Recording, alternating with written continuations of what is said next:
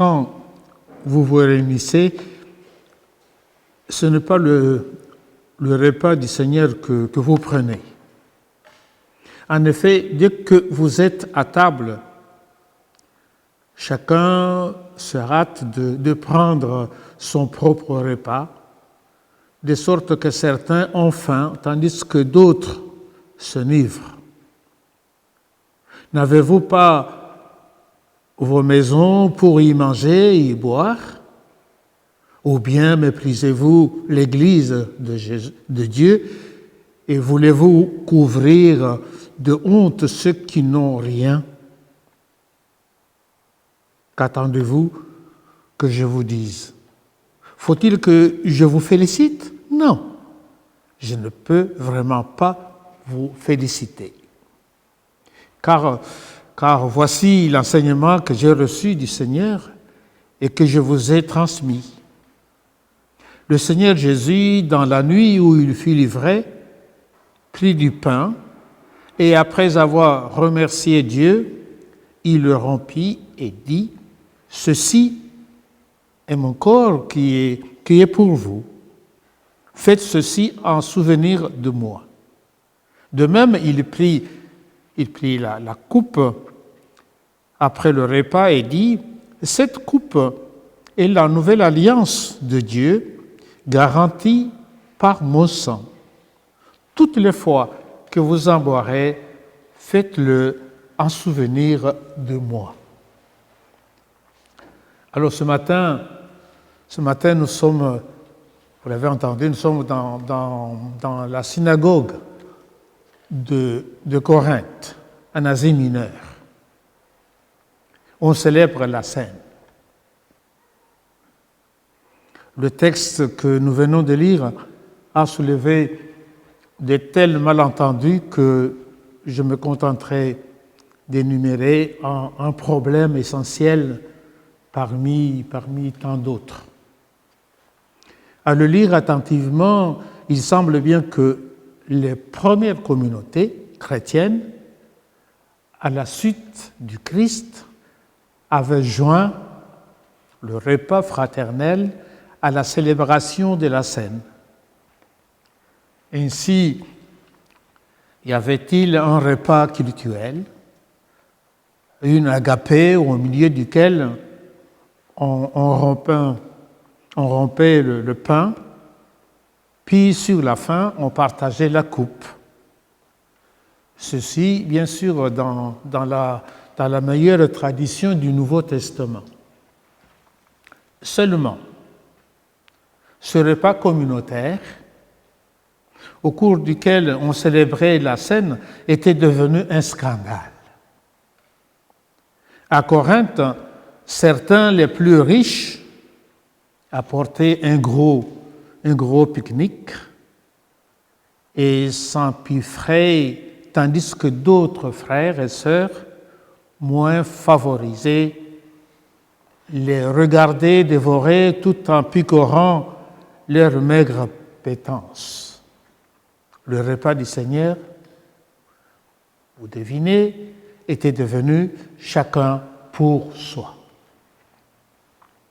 C'est pour Paul, alors, un premier scandale, un scandale provoquant chez lui une saine colère. Il se fâchait, car la Seine, sacrement du partage de la vie du Christ, devrait être aussi un sacrement du partage des frères entre eux. Mais non, pas dans cette communauté de Corinthe, à cette époque-là. Alors Paul, fâché, Paul en colère, dans le fond de Narcisse, hypnotisé par leur image qui, au moment de la célébration de la Sainte Seine, était ivre au point de ne plus se rendre compte qu'on célébrait le repas du Seigneur. Alors vous imaginez, le vin corinthien était particulièrement alcoolisé. Et je me demande même si dans certaines églises en Afrique, j'ai vu que les gens parlaient en langue. Je me demande si ça n'a pas d'origine lointaine comme ça. Donc, dans le culte païen, c'est vrai dans le culte païen, même dans le monde juif, chez les Israélites, vous allez voir Ésaïe 28, l'ivresse était considérée comme un état favorable à l'intervention de la divinité. L'homme ivre se croyait plus près de Dieu car dégageait des contingences terrestres. Or, le culte chrétien, justement, n'est pas un essai de l'homme, fût-ce pas par l'ivresse d'essayer de retrouver la divinité là où elle se cache. Mais c'est découvrir la présence de Dieu ici-bas. Et l'ivresse, qui est un moyen de fuir l'ici-bas, un moyen de s'envoler, est inadmissible dans un culte où chacun des membres doit rester sur terre.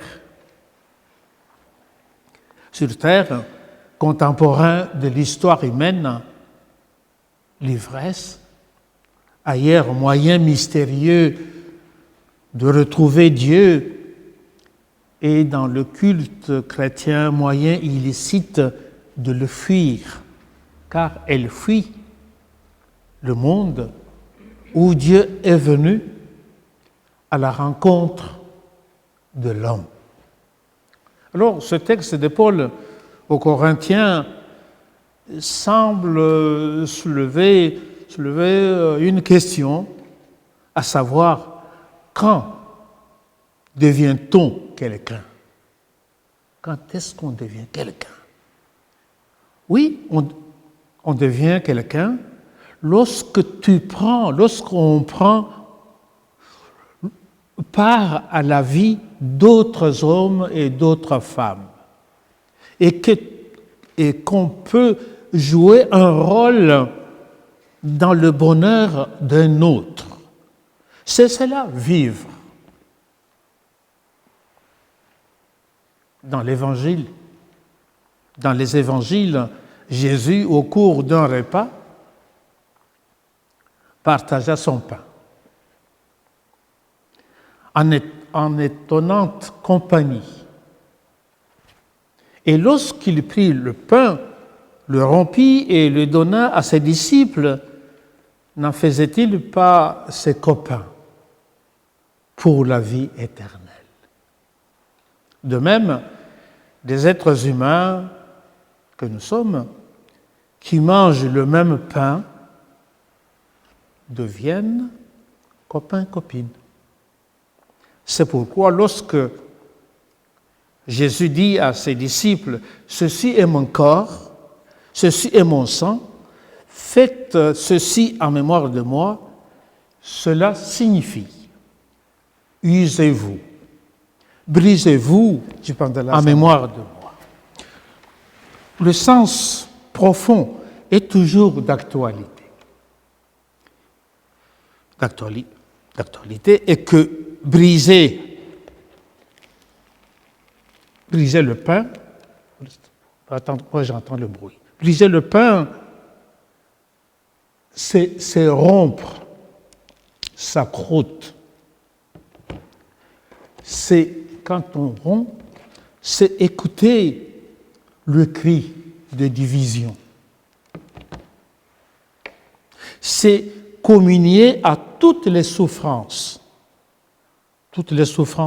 physiques, morales, spirituelles des autres.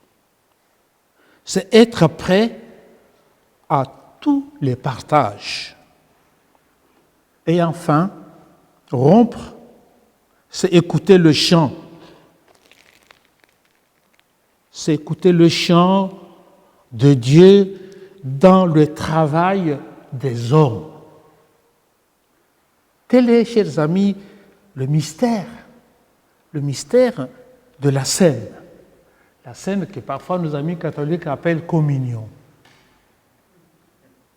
Amen.